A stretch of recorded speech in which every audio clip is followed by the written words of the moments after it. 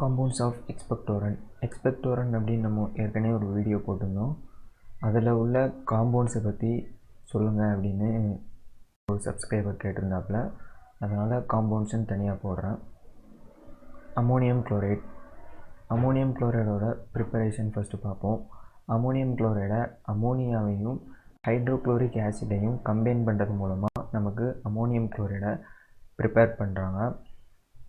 Ammonium வந்து NH3 HCl. HCl உள்ள ஹெச்சும் NH3யும் சேரும்பொழுது NH4 ஆயிரும். அதோட Cl சேரும்போது NH4Cl அம்மோனியம் குளோரைடு நமக்கு கிடைக்குது. அம்மோனியம் குளோரைடோட ஃபிசிக்கல் ப்ராப்பர்ட்டி, அது ஒயிட் கிறிஸ்டலின் கிறிஸ்டலாக இருக்கும். பவுடர் ஒயிட் கலரில் இருக்கும், ஆர்டர்லெஸ். அது மட்டும் இல்லாமல் அம்மோனிக்கல் டேஸ்ட். அம்மோனிக்கல் டேஸ்ட் அப்படின்னா ஒரு மாதிரி மெட்டாலிக் டேஸ்ட்டு வந்து வரும். ஒருவேளை சில பேருக்கு பாடியில் வந்து அம்மோனியா இன்க்ரீஸ் ஆச்சுன்னு சொன்னோம்னா அவங்களுடைய ப்ரீத்திங்கில் வந்து அந்த மெட்டாலிக் ஸ்மெல் வரும். அவங்களுக்கு டேஸ்ட் வந்து மெட்டாலிக், ஒரு மாதிரி இரும்பை சாப்பிட்ட மாதிரி ஒரு டேஸ்ட் வரும். அதுதான் ammoniacal taste. Soluble, very soluble in water. கெமிஸ்ட்ரியை பொறுத்த வரைக்கும் வெரி சாலிபிள், இன்சாலிபிள், சாலிபிள் அப்படிங்கிறதுக்கு நிறைய டிஃப்ரென்ஸ் இருக்குது. ரொம்ப ஈஸியாக வாட்டரில் சாலிபிள் ஆகும். Soluble in glycerin, alcohol. ஆல்கஹால்லையும் கிளிசரின்லையும் சாலிபிள் ஆகும். Insoluble in acetone and ether. ஈத்தர்லையும் அசிட்டோன்லையும் சாலிபிள் ஆகாது. அதே மாதிரி இந்த பவுடர் இருக்குதுல்ல, அம்மோனியம் குளோரைட் பவுடர் ஹைக்ரோஸ்கோப்பிக்காக இருக்கும். ஹைக்ரோஸ்கோப்பிக்னால் நம்ம காற்றுல வெளியில் வச்சோன்னு சொன்னோம்னா லேசாக ஈரப்பதமாக ஆகிறதுக்கு வாய்ப்பு இருக்குது. அது பேர் தான் ஹைக்ரோஸ்கோப்பிக். அடுத்து அம்மோனியம் குளோரைடோட யூசஸ். நம்ம ஏற்கனவே பார்த்த மாதிரி அம்மோனியம் குளோரைடு வந்து ஒரு எக்ஸ்பெக்டோரண்ட். எக்ஸ்பெக்டோரண்ட் அப்படின்னா என்னென்னா, அந்த நம்ம தொண்டையில் உள்ளது அல்லது வயிற்றில் உள்ளது இதெல்லாம் வெளியில் கொண்டு வர்றதுக்கு யூஸ் பண்ணக்கூடிய ட்ரக்கு தான் வந்து எக்ஸ்பெக்டோரண்ட். Example sputum. நம்ம நெஞ்சில் உள்ள அந்த லங்ஸில் உள்ள சளியை வெளியில் கொண்டு வர்றதுக்காக இதை யூஸ் பண்ணுவோம்.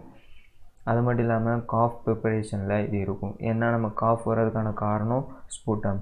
அந்த ஸ்பூட்டத்தை நம்ம வெளியில் கொண்டு வர்றதுக்கான ஒரு ட்ரக் என்ன, எக்ஸ்பெக்டோரண்ட். அப்போ காஃப் சிரப்பில் எக்ஸ்பெக்டோரண்ட் போட்டோம்னா நமக்கு ஏற்படக்கூடிய காஃப், அதாவது ஸ்பூட்டமால் ஏற்படக்கூடிய காஃப் வந்து ஈஸியாக கிளியர் ஆயிரும். அந்த ஸ்பூட்டம் வெளியில் வந்துருச்சுன்னு சொன்னால் காஃபு கிளியர் ஆயிரும். ஸ்டோரேஜ், எல்லோரும் சொல்லுவேன், ஸ்டோரேஜ் இன் வெல் க்ளோஸ்டு கண்டெய்னர், கூல் பிளேஸில் இருக்கணும். இன்கம்பேட்டபிலிட்டி அப்படின்னா என்னென்னா ஒத்து போகாமே அப்படின்னு சொல்லுவாங்க.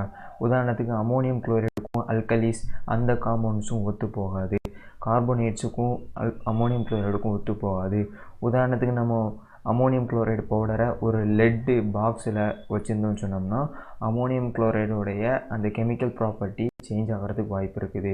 அதே மாதிரி ஒரு சில்வர் பாக்ஸில் போட்டு வச்சோம்னாலும் அம்மோனியம் குளோரைடு வந்து கெட்டு போகிறதுக்கு வாய்ப்பு இருக்குது. இந்த மாதிரி நிறைய இன்கம்பேட்டபிலிட்டிஸ் வந்து அம்மோனியம் குளோரைட்ஸ்க்கு இருக்குது. அடுத்து வந்து mechanism of action. Ammonium chloride எப்படி வந்து ஸ்பூட்டத்தை வெளியில் கொண்டு வருது, அதையே நம்ம எக்ஸ்பெக்டோரண்டாக யூஸ் பண்ணுறோம் அப்படின்னா, அம்மோனியம் குளோரைடு வந்து நம்மளுடைய ப்ரோன்சியல் மியூக்கோசா, அதாவது லங்ஸில் உள்ள சின்ன சின்ன பகுதி இருக்குதுல்ல, அந்த லங்ஸ் பிரிகிற இடம் இருக்குதுல்ல, அது பேர் தான் ப்ரோன்சியல் அப்படின்னு சொல்லுவாங்க. அங்கே வந்து மியூக்கஸ் லேயர் வந்து இருக்கும். அந்த மியூக்கஸ் லேயர் இருக்கிற இடத்துக்கு பேர் தான் மியூக்கோசா அப்படின்னு சொல்லுவாங்க. அந்த மியூக்கோசாவில் வந்து ஒரு இரிட்டேஷனை ஏற்படுத்தும்.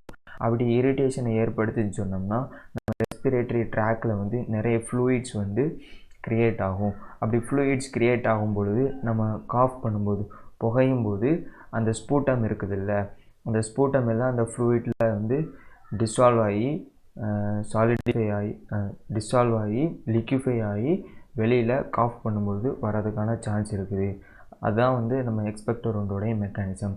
அது மட்டும் இல்லாமல் நம்ம கேஸ்ட்ரிக் மியூக்கோசா, வயத்தில் உள்ள மியூக்கோசா இருக்குதுல்ல, மியூக்கஸ் லேயர் இருக்கக்கூடிய பகுதி, அந்த பகுதியில் இரிட்டண்ட்டை ஏற்படுத்தி சில நேரம் நமக்கு வாமிட் வர்ற மாதிரி உள்ள ஃபீலிங்கான நாசியாவையும் ஏற்படுத்தும். இதுதான் வந்து எக்ஸ்பெக்டோரண்ட். அம்மோனியம் குளோரைடை நம்ம எக்ஸ்பெக்டோரண்டாக யூஸ் பண்ணுறதுக்கான காரணம். அடுத்து பொட்டாசியம் அயோடைடு. பொட்டாசியம் அயோடைடை எப்படி ப்ரிப்பேர் பண்ணுறோன்னா, ஃபெர்ரிக் சால்ட்டை அயோடினோட ரியாக்ட் பண்ண வச்சு ஃபெர்ரோஃபெர்ரிக் அயோடைடு அப்படிங்கிற காம்பவுண்ட் நமக்கு கிடைக்கும். இந்த ஃபெர்ரோஃபெர்ரிக் அயோடைடை பொட்டாசியம் கார்பனேட் அப்படிங்கக்கூடிய ஒரு காம்பவுண்டை ரியாக்ட் பண்ண வச்சு நம்ம வந்து பொட்டாசியம் அயோடைடை நம்ம வந்து எடுப்போம். இதுதான் வந்து இதோடைய ப்ரிப்பரேஷன். ஃபிசிக்கல் ப்ராப்பர்ட்டி அப்படின்னு பார்த்தோம்னா அதே ஒயிட் கிறிஸ்டலின் பவுடர் தான், ஆர்டர்லெஸ். ஆனால் இது பிட்டர் டேஸ்ட்டாக இருக்கும். Soluble in water, glycerin, alcohol. Very soluble இல்லை, சாலிபிள். அவ்வளோதாங்க. அடுத்து பொட்டாசியம் அயோடைட். பொட்டாசியம் அயோடைடோட யூசஸ் என்னென்னா மைல்டு எக்ஸ்பெக்டோரண்ட்டுக்காக யூஸ் பண்ணுறோம்.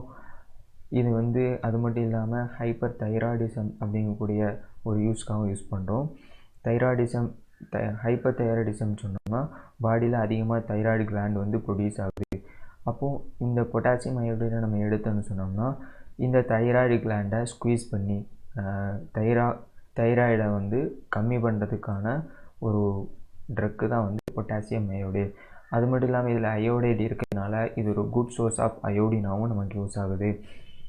ஸ்டிமுலன் கேஸ்ட்ரிக் ரிஃப்ளெக்ஸ். நம்ம மேலே பார்த்த மாதிரி கேஸ்ட்ரிக் மியூக்கோஸால் போய் இரிட்டேஷன் ஏற்படுத்துறதுனால அதை ஸ்டிமுலேட் பண்ணி வாமிட்டோ அல்லது எமிட் பண்ணவோ நம்மளை வந்து வைக்கும். இது இந்த potassium iodide. Increase respiratory secretion and liquefy the sputum. நம்ம சளி இருக்குதுல்ல, தொண்டையில் உள்ள ஸ்பூட்டத்தை வந்து ரெஸ்பிரேட்டரி ட்ராக்கில் உள்ள ஸ்பூட்டத்தை வந்து லிக்விஃபை பண்ணும். ரெஸ்பிரேட்டரி ட்ராக்கை இரிட்டேட் பண்ணுறதுனால செக்ரீஷனை க்ரியேட் பண்ணும். இதனால் நம்மளுடைய சளி வந்து ஈஸியாக வெளியில் வர்றதுக்கு, புகைச்சல்னால் அப்படி வெளியில் வர்றதுக்கு வாய்ப்பு இருக்குது.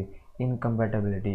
சால்ட் ஆஃப் மெர்க்குரி சால்ட் கூட கம்பைன் ஆச்சுன்னு சொன்னோம்னா இந்த பொட்டாசியம் அயோடைடோட கெமிக்கல் ப்ராப்பர்ட்டி வந்து டேமேஜ் ஆயிரும். பிஸ்மத், அது மாதிரி லெட்டு, அயன் பாக்ஸில் போட்டால் கூட, இரும்பு பாக்ஸில் போட்டால் கூட பொட்டாசியம் அயோடைடோட கெமிக்கல் ப்ராப்பர்ட்டி சேஞ்ச் ஆகிறதுக்கு வாய்ப்பு இருக்குது. Oxidising agent, dilute hydrochloric acid, இது எல்லாமே வந்து chemical incompatibility of potassium iodide. Thank you for your attention. இவ்வளோ போதும்னு நினைக்கிறேன். 2 காம்பவுண்ட் தான் என்கிட்ட இருந்துச்சு, அதனால் 2 காம்பவுண்டை பற்றி போட்டிருக்கேன். வேறு ஏதாவது தேவைன்னா ஏதாவது ஒரு காம்பவுண்ட் உங்களுக்கு தெரியும்னா சொல்லுங்கள். அடுத்தடுத்து நம்ம வீடியோவில் பார்ப்போம். இந்த வீடியோ உங்களுக்கு புரிஞ்சுதுன்னா லைக் பண்ணுங்கள். அப்படின்னா தான் எனக்கு வந்து உங்களுக்கு புரியுது அப்படிங்கிறது தெரியும். ஏதாவது டவுட் இருந்துச்சுன்னு சொன்னால், வேறு ஏதாவது வீடியோ போடணும்னு சொன்னால் கமெண்ட் பண்ணுங்கள். மற்றவங்களுக்கு யாருக்காவது தேவைப்படும், படிக்கிறாங்க, நோட்ஸ் வேணும் அப்படின்னா ஷேர் பண்ணுங்கள்.